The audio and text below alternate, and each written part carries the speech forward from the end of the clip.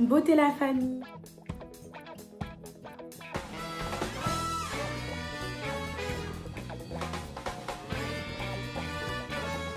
Alors j'espère que vous allez bien, que vous vous portez super bien et que tout se passe au mieux pour vous.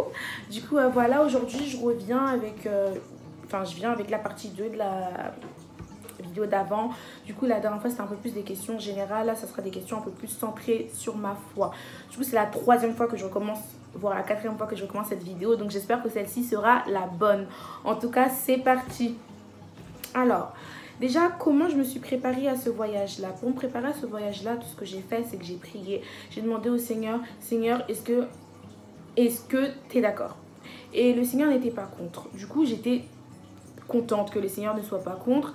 Et du coup, voilà, parce que c'est important pour moi de savoir, parce que déjà, il y a des trucs qui sont bien qu'on veut faire dans la vie, vous voyez, mais c'est pas là où le Seigneur t'attend.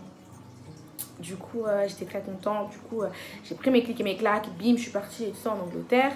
Et bon, après, j'avais un but en venant quand même. Je me suis dit, chance, tu pars. C'est un moment, tu vas te retrouver aussi seule. Mais tu dois en fait grandir spirituellement. Tu dois grandir. La première chose que j'ai fait quand je suis venue ici, en fait, je voulais une église. Je voulais une église parce que moi je suis quelqu'un, je peux pas rester seule en fait. Je savais que je devais être seule, vous voyez, dans le sens je n'aurais pas mes frères et sœurs de France, mais je voulais des frères et sœurs d'ici en fait. Et du coup je me suis dit ok, tu dois trouver une église, c'est mort. Ce qui fait que plusieurs week-ends de suite en fait je sortais, j'allais me balader dans la ville, je faisais le tour de la ville pendant 1, 2, 3 heures en fait, juste pour chercher des églises. J'ai pas trouvé. J'ai pas trouvé d'église. Les seules églises que j'ai pu trouver, parce que de la France aussi, je commençais déjà à chercher des églises.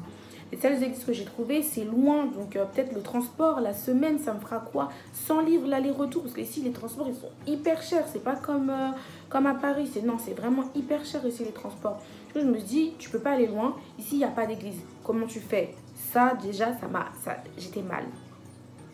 Maintenant, j'arrivais pas aussi à mettre en place, on va dire, des temps que je pouvais accorder avec le Seigneur, parce que comme mes journées sont full en fait, et bah je savais pas comment faire. Le matin, je me réveille directement, bim, c'est 6h15, bim, directement, tu finis tes journées à 20h, t'es claqué, tu dois appeler tes parents quand tu finis. Enfin, j'étais morte, j'étais trop fatiguée.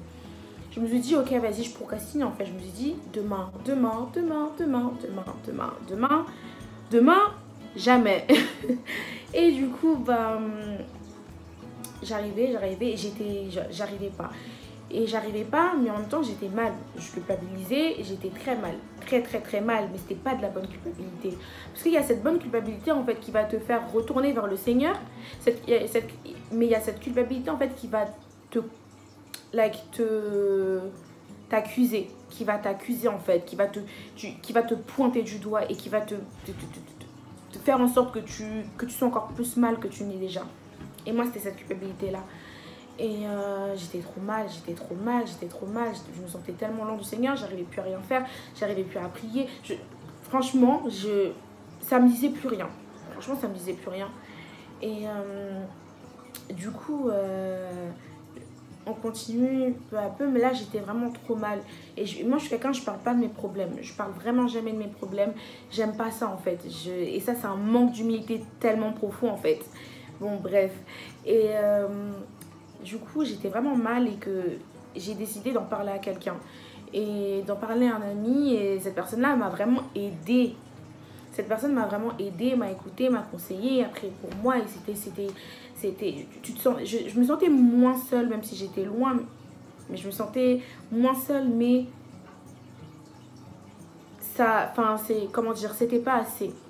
C'était pas assez dans le sens où les gens peuvent prier pour toi, mais si toi-même tu veux pas changer, bah on n'y peut rien, enfin, tu vois. Donc la personne pouvait prier pour moi, mais si moi-même j'avais pas la volonté pour, ça ne pouvait pas marcher en fait. Et du coup, bah, moi, j'étais toujours mal, en fait. J'étais toujours mal. Et je me souviens qu'il y a un jour où je me suis posée, je me suis mise à genoux, j'ai commencé à prier. J'ai dit, ok, Seigneur, là, je suis mal, en fait. Et en fait, je voulais prier, mais j'arrivais pas à prier. Je pleurais juste, en fait. Et pendant ça, j'étais en train juste de dire ma souffrance au Seigneur, en fait, pendant ce truc-là. Pendant que je priais, en fait. Je disais toute ma souffrance. Et c'est limite si j'étais fâchée en fait. Mais pourquoi j'étais fâchée contre le Seigneur? Puisque c'est moi en fait, j'ai rompu la communication. Si on rompt la communication avec le Seigneur ne peut pas nous parler.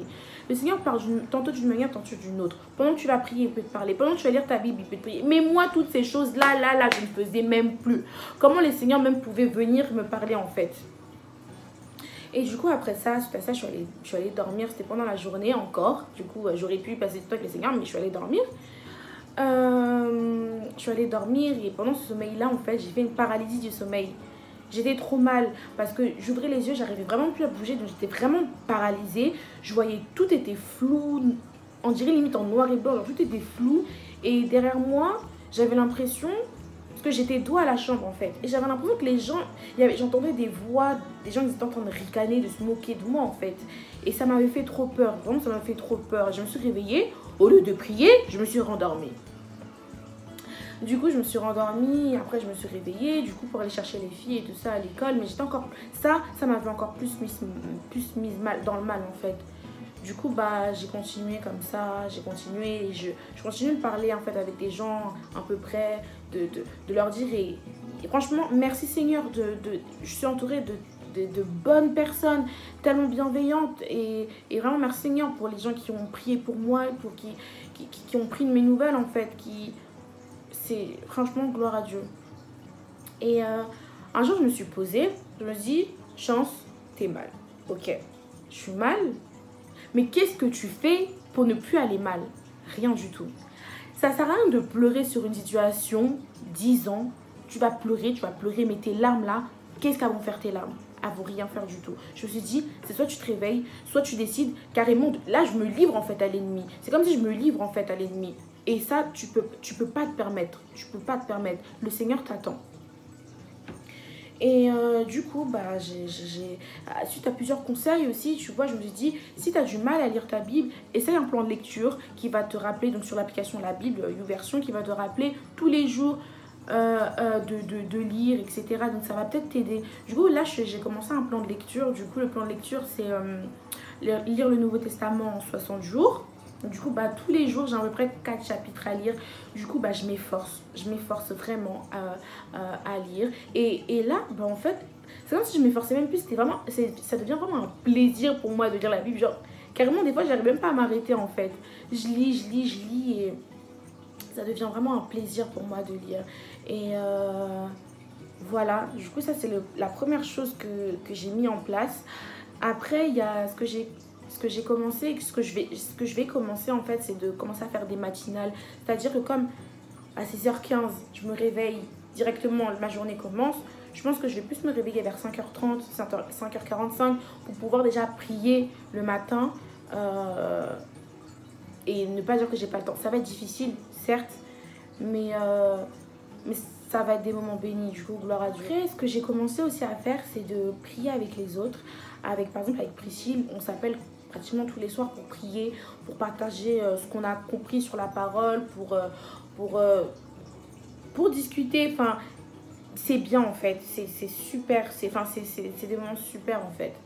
Du coup, voilà, c'est un peu ce que j'ai mis en place. Et si je pouvais donner un conseil à quelqu'un qui vit une situation ou qui vit une situation similaire à la mienne, ce que je peux te dire, c'est déjà pour commencer, reconnais ta faiblesse. Tu reconnais que tu es faible, tu reconnais que là tu ne peux plus. Et moi je manquais d'humilité en fait, et je m'élevais trop. J'étais trop, rien ne va m'arriver en fait. Sauf que tu t'élèves, on te rabaisse. Tu te rabaisses, tu vas être élevé. Et c'est ce que j'ai compris. Et reconnais ta faiblesse et va parler à quelqu'un de confiance, à un ami, un frère, une soeur, à, je sais pas, tes parents, à un responsable de ton église. Mais en tout cas, va parler à quelqu'un et qui pourra t'aider, qui pourra te conseiller, qui pourra prier pour toi. Et voilà, les gens peuvent prier pour toi, mais toi aussi tu dois avoir cette détermination-là. Tu dois te dire, ok, stop maintenant. Et ça va être dur, tu vas peut-être retomber, rechuter, mais le but, c'est pas de rester accablé par terre. Le but, c'est de se relever après. Du coup, relève-toi, come on, ça va aller. Et voilà, prie, c'est prie. Et te mets pas la pression, parce que je me mettais la pression, oh, les gens peuvent prier par exemple 1 heure, 2 heures comme ça et tout. Non, ne te mets pas la pression. Ça va aller progressivement. Tu verras que tu vas avoir... tu passeras de plus en plus de temps avec le Seigneur en fait. Et ne te mets pas la pression, mais accroche-toi au Seigneur. Fais-toi violence. Vraiment, nous faire violence, on doit se faire violence en fait. Parce que si on ne se fait pas violence, on sera trop lémbé, trop j'ai envie de rien faire et tout ça. Non, on doit se faire violence et on doit se discipliner. Tu dois te mettre une discipline. Là, je dois faire ça. Tu ne dois pas te dire procrastiner. Non, là, je dois faire ça. Je le fais. Là, c'est pour le Seigneur, tu vois. C'est par amour pour le Seigneur en fait. Et toi aussi, tu en as besoin. Et si j'ai bien compris un truc, moi, c'est que la communion fraternelle, c'est super bien. C'est très important. Et moi, en fait, c'est comme si j'avais l'impression en fait que ma foi dépendait de cette communion fraternelle. Dans le sens où, quand je suis avec mes frères et sœurs, je suis bien, mais seule. Moi, le Seigneur, c'est bizarre en fait. Et le Seigneur, en fait, c'est ça qu'il essaye de me dire en fait. C'est de développer mon intimité avec le Seigneur seul à seul, tu vois. Et je pense que cette année... En tout cas, je ne pense pas aller dans une église ici en Angleterre. Je pense que le Seigneur veut que je me construise seule à seule avec lui. Et je pense que c'est ce que je vais faire et c'est ce que je suis en train de faire. Du coup, gloire à Dieu. Et quand je retournerai en France, et bah, ma communion fraternelle, elle sera... Je vais encore mieux la vivre. Et quand je serai seule, et bah, j'aurai une intimité avec le Seigneur et je serai trop contente, je serai trop bien. Du coup, c'est ça en fait que le Seigneur est en train de me faire comprendre. Et voilà, quand le Seigneur touche un endroit dans ta vie qui est pas bien, qui est mal, ça fait mal. Mais c'est pour ton bien. Et de toute façon, dites-vous qu'on marche pas pour la victoire, mais on marche dans la victoire. On a déjà cette victoire-là en Jésus-Christ. Ma vidéo est terminée et j'espère vraiment qu'elle vous aura plu, qu'elle vous aura aidé. N'hésitez pas à liker, commenter. Si vous avez des questions, dites-les moi, il n'y a pas de problème. Partagez la vidéo si ça peut aider quelqu'un. En tout cas, voilà. Et n'oubliez pas qu'à chaque endroit où vous devez être, vous devez être une lumière et faire la différence. Du coup, voilà. Soyez abondamment bénis. Je vous aime.